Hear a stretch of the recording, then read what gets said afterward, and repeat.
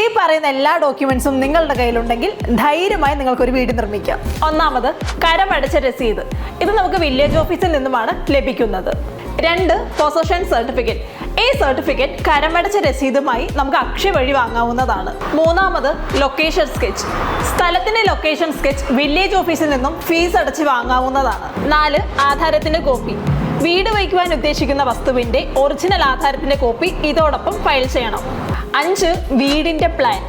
നമ്മൾ വസ്തുവിൽ വയ്ക്കാൻ ഉദ്ദേശിക്കുന്ന വീടിന്റെ plan, section, elevation, site plan, location plan എന്നിങ്ങനെയുള്ള എല്ലാം ചേർത്ത് 3 സെറ്റ് കോപ്പി പഞ്ചായത്തിൽ സബ്മിറ്റ് ചെയ്യേണ്ടതാണ്.